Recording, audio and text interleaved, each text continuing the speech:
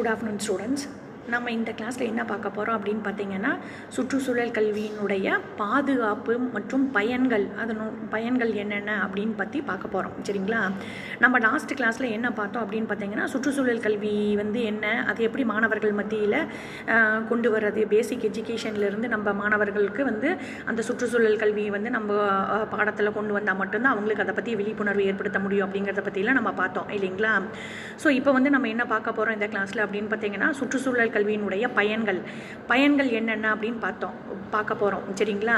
விழிப்புணர்வு அதிகரித்தல் இது இப்போ 3 ஹெட்டிங் கொடுத்துருக்கு. என்ன அப்படின்னு பார்த்தீங்கன்னா, விழிப்புணர்வு அதிகரித்தல், பொறுப்பான குடிமக்கள், சமூக மாற்றம் அப்படிங்கிறத பற்றி தான் நம்ம பார்க்க போகிறோம். இப்போ இதில் பார்த்தீங்கன்னா ஃபஸ்ட்டு ஒன் பார்த்தீங்கன்னா விழிப்புணர்வு அதிகரித்தல் அப்படின்னா ஏன் அதை சொல்கிறாங்க அப்படின்னு பார்த்தீங்கன்னா, சுற்றுச்சூழல் நம்ம எப்படி பாதுகாக்கணும், அதனால என்னுடைய நன்மைகள் ஏற்படுது, என்ன தீமைகள் ஏற்படுது அப்படிங்கிறத பற்றி அவேர்னஸ் இனி மாணவர்கள் மத்தியில் போதுமான அளவு இல்லை. சரிங்களா? அதனால பாதிப்பு அதிகமான பாதிப்பு ஏற்படுது அப்படிங்கிறாங்க. அப்போ அவங்களுக்கு விழிப்புணர்வு அதிகரிப்பு என்னென்ன மாதிரியான விழிப்புணர்வு அதிகரிப்பு ஏற்படுத்தணும், அவங்களுக்கு அவேர்னஸ் ப்ரோக்ராம் என்னென்ன கொடுக்கணும் அப்படிங்கிறத பற்றி டிஸ்கஸ் ஏற்படுத்தி இயற்கை சுற்றுச்சூழலை எப்படி நம்ம பாதுகாக்கணும் அப்படின்னு மாணவர்கள் மத்தியில் ப்ரோக்ராம் கண்டக்ட் பண்ணணும். வெளியிருந்து சீஃப் கெஸ்ட்டை கூப்பிட்டு அதனை பற்றிய விழிப்புணர்வு ஏற்படுத்தும் விதத்தில் நம்ம ஒரு சொற்பொழிவாற்ற மாதிரி நம்ம செய்யலாம். சரிங்களா? அப்போ அவங்களுக்கு அதை பற்றிய விழிப்புணர்வு ஏற்படுத்தும் அப்படிங்கிறாங்க. அதுக்கடுத்தது பொறுப்பான குடிமக்கள் அப்படின்னா என்ன சொல்கிறாங்க அப்படின்னு பார்த்தீங்கன்னா, ஒரு சமுதாய மாற்றம் அப்படிங்கிறது எங்கேருந்து ஏற்படுது அப்படின்னு பார்த்தீங்கன்னா நம்மளுக்குள்ள இருந்து தான் ஏற்படுது. சரிங்களா? நம்ம வீட்டில் நம்ம குழந்தைகளுக்கு என்ன சொல்லிக் கொடுக்குறோம், குழந்தைகள் அதை எப்படி நடத்துக்கிறாங்க அப்படிங்கிறத பற்றி தான் அவங்க பொறுப்பான குடிமக்கள் எப்படி ஏற்படுறாங்க அப்படிங்கிறத பற்றி நம்மளால முடிவெடுக்க முடியும் இல்லைங்களா?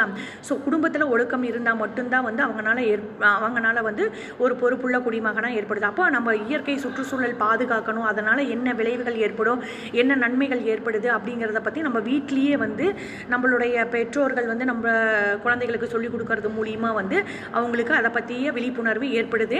அப்போ அவங்கள ஒரு பொறுப்புள்ள குடிமகனாக உருவாகிறதுக்கு ஒரு வாய்ப்பு ஏற்படுது அப்படிங்கிறாங்க. சரிங்களா?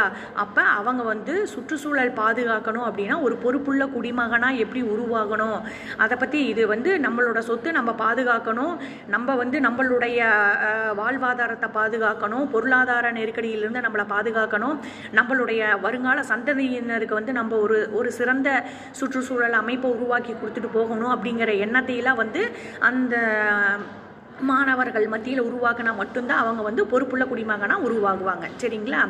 அதுக்கடுத்தது சமூக மாற்றம் அப்படிங்கிறத பற்றி சொல்கிறாங்க. இந்த சமூக மாற்றம் அப்படிங்கிறது ஒவ்வொருத்தரோட கையிலையும் சமூக மாற்றம் அப்படிங்கிறது நிகழ்ந்துட்டு தான் இருக்குது. சரிங்களா? இப்போ நம்ம படிச்சுக்கிறோம், எல்லாம் பண்ணுறோம், நம்ம ஒரு வேலைக்கு போகிறோம், எல்லாமே ஒரு இதுதான், சம்பாதிக்கிறோம் எல்லாமே. ஆனால் நம்மளுடைய மாற்றங்கள் எங்கே ஏற்படுது அப்படின்னு பார்த்தீங்கன்னா, சமூகத்தில் ஒரு மாற்றத்தை ஏற்படுது அப்படிங்கிறாங்க. அப்போ சமூகத்தில் மாற்றம் ஏற்படுது அப்படிங்கும்போது என்ன ஆகுது அப்படின்னு பார்த்தீங்கன்னா, கலாச்சார மாற்றம் ஏற்படுது, சமூகத்தில் ஒரு நல்ல ஒரு அந்தஸ்து ஏற்படுது. சரிங்களா? அப்போ சமூகத்தை ஊக்குவிக்கிற மாதிரி நம்மளுடைய செயல்பாடுகள் அமையுது அப்படின்னு. இப்போ ஒவ்வொரு என்விரான்மெண்டல் டேவும் என்ன சொல்கிறாங்கன்னா, ஒவ்வொரு மரக்கன்றுகள் நடுங்க, மரத்தை அழிக்காதீங்க அப்படின்னு சொல்கிறாங்க. சரிங்களா? அப்போ அதெல்லாமே நம்ம ஃபாலோ பண்ணிட்டு வரணும். இது இயற்கையை பாதுகாக்கிறது அப்படிங்கிறது சுற்றுச்சூழல் கல்வியினுடைய பயன்கள் இது எல்லாமே. சரிங்களா?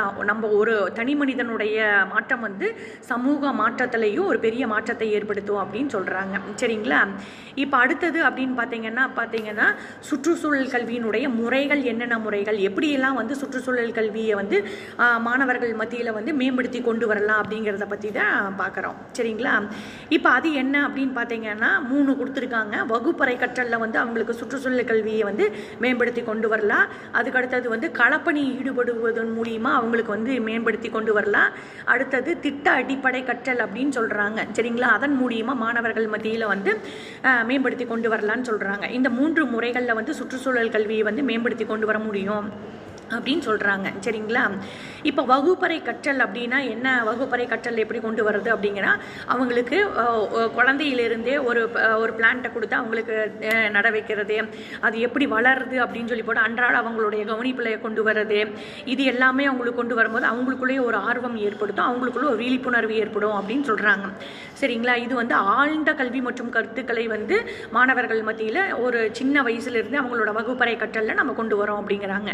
அது அதுக்கடுத்தது வந்து களப்பணி அப்படின்னு சொல்கிறாங்க. இந்த களப்பணி அப்படின்னு சொல்லும்போது நான் முன்னாடியே உங்களுக்கு சொன்னேன், எந்த மண் மூலியமாக எந்த தாவரங்கள் வந்து சிறந்த முறையில் வளருது. இப்போ செம்மண் பூமி அப்படின்னா இந்த பயிர் நல்லா வளையும் அப்படின்னு நம்ம சொல்லுவோம் இல்லைங்களா. ஸோ நேரடி களப்பயணத்தில் கொண்டு போய் அவங்கள விட்டு அவங்களுக்கு அந்த அனுபவத்தின் மூலியமாக கொண்டு வரும்போது அவங்களுக்கு அது மூலிமா சுற்றுச்சூழல் எப்படி பாதுகாக்கிறது அப்படிங்கிற விழிப்புணர்வு வந்து அவங்களுக்குள்ளே ஏற்படும் அப்படின்னு சொல்கிறாங்க. களப்பணி மூலிமா அவங்களுக்கு வந்து ஆர்வத்தை ஏற்படுத்த முடியும் அப்படின்னு சொல்கிறாங்க. இப்போ ஃபார் எக்ஸாம்பிளுக்கு நீங்கள் வீட்லேயே ஒரு செடி வைக்கிறீங்கன்னு வச்சுக்கோங்க. இப்போ செடி வைக்கிறது பெருசு இல்லை, அது வந்து வளர்ந்து ஒரு பூ கொடுத்து காயாகி வரும்போது நம்மளுக்குள்ள ஒரு சந்தோஷம், ஒரு பூரிப்பு ஏற்படும்.